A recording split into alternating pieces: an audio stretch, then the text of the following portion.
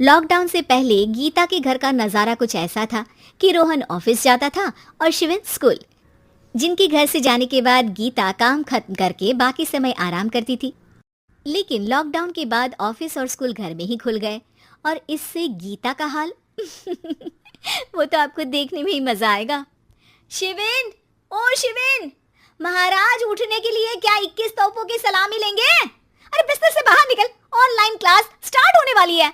अरे तुम भी हद करती हो, स्पीकर की तरह चिल्लाने की क्या जरूरत है? दिख नहीं रहा मेरी कॉन्फ्रेंस चल रही है। अब कैमरा और स्पीकर ऑन कर रहा हूँ, मुझे कोई शोर नहीं चाहिए। इस पर जैसे ही रोहन लैपटॉप का कैमरा और स्पीकर ऑन करता है तभी कुकर की सीटी बजती है। करा लो अब इसे चुप।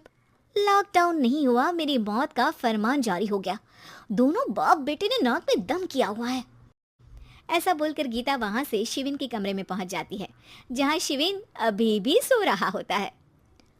ओ आलसी, अब अगर 5 मिनट में नहीं उठाना तो आज तेरा गेम और यूट्यूब कैंसिल। माँ की बात सुनकर शिविन बिना 1 मिनट गंवाए उठ खड़ा होता है। उठ गया, अभी नहाकर भी आता हूँ। ये नाटक कहीं और, मुंह पर गीला कपड़ा मार और पढ़ने बैठ।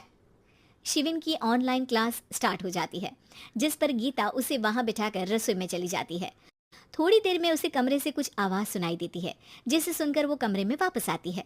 हाय राम, तुझे क्लास अटेंड करने के लिए बोला था, कैमरा ऑफ करके बिस्तर पर नाचने के लिए नहीं बोला था। मम्मी मुझे कुछ समझ नहीं आ रहा, आप बाद में पढ़ा देना ना, वैसे भी अटेंडेंस तो लगी गई है।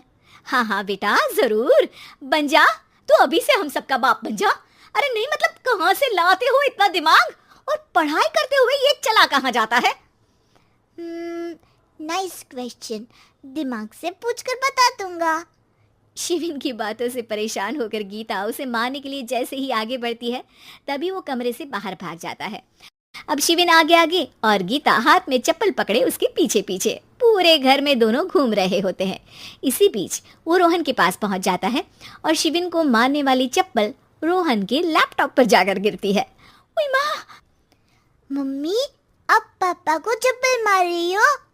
वो आज तक के रिपोर्टर, चुपचाप जाकर क्लास अटेंड कर ले, नहीं तो अगली तेरे पीछे लगेगी। इस पर शिविन वहां से चला जाता है, जिसके बाद रोहन गीता से कहता है, इस सर्कस के लिए कुछ बोलना चाहोगी? अरे क्या करूं, जब से तुम दोनों घर में रहने लगे हो, घर अपने आप ही सर्कस बन गया है और मैं तुम्हारी नौकर। कभी बेटी को संभालो तो कभी बाप के नखरे उठाओ।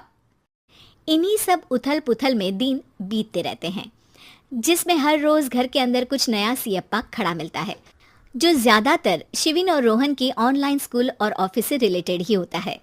एक सुबह, शिविन चल उठ, आज की क्लास जल्दी है। कैमरा ऑफ करके आप अटेंड कर लो। अरे ऐसे छित्तर पड़ेंगे, दादी नानी सब एक साथ याद आ जाएंगी। गीता की लाख मशक्कतों के बाद क्लास तो खत्म हो जाती है, लेकिन उसके बाद शिविन फोन इस्तेमाल करते हुए इंस्टाग्राम रील बनाने लगता है। रसोड़े में कौन था? तुम थी, मैं थी, कौन था? कौन था? हाँ, मैं गरीब हूँ। अरे ओ गरीब के बेटे, आजा, मैं बनाती हूँ तुझे गरीब। मैं बताती हूँ रसोड़े में कौन था। पढ़ाई करने बोलो तो इनकी माँ मर जाती है, और ये पागलपंतियाँ जितनी मर्जी करा लो। गीता शिविन को डांट रही होती है, तभी रोहन बीच में बोल पड़ता है। अरे बच्चा ही तो है, इतना गुस्सा क्यों कर रही हो? बेटे का साथ देने की इसी एक कोशिश में अब शिविन के साथ साथ रोहन भी गीता के गुस्से की सूली पर चढ़ जाता है। अगर बेटे पर इतना ही प्यार आ रहा है तो इसे क्लास अटेंड क्यों नहीं कराते, इसका होमवर्क क्यों नहीं कराते? उस समय तो बहुत जल्दी मीटिंग आ जाती है, वो काम मैं करूं और यहाँ इस बेफिजुली की चीज में तरफदारी करके बन जाओ महान। हे भगवान, कोई तो इनके ऑफिस और स्कूल खुलवाओ, मैं इन्हें और घर में नहीं सह सकती। अरे कुछ और मांग लेती, क्योंकि तुम्हारी ये विश इस साल तो पूरी होने से रही, कोरोना। हाय नास पिटे ने जिंदगी ही बर्बाद कर दी। खाए कोई पचाए कोई, कल मुझे चुन चुन कर सबको मेरी बद्दुआ लगेगी। उन्होंने दुनिया का और इन बाप बेटे दोनों ने मेरा जीना मुश्किल कर दिया। गीता वहां से चली जाती है, जिसके बाद रोहन शिविन से कहता है, अरे तुम्हारी मम्मी इतनी भड़की हुई क्यों है? आपकी वजह से पूरा समय घर में रहते हो और उस पर कोई काम कराने की जगह बस ऑर्डर देते रहते हो। अच्छा बेटे, सारा इल्जाम मुझ पर, पूरा दिन तो वो तुम पर ही चिल्लाती है। हाँ, मतलब दोनों का 50-50 है, कुछ करना पड़ेगा। वो कहते ना, make the best out of worst. I have an idea. वैसे तुम्हारी माँ सही कहती है, बहुत जुबान चलाने लगे हो, कम बोला करो। अगली सुबह रोहन और शिविन अपनी गलती को सुधारने के लिए गीता के उठने से पहले घर का आधा काम खत्म कर देते हैं, जिसे देखकर गीता खुश हो जाती है और फिर बाकी बचा काम वो तीनों मिलकर पूरा कर लेते हैं।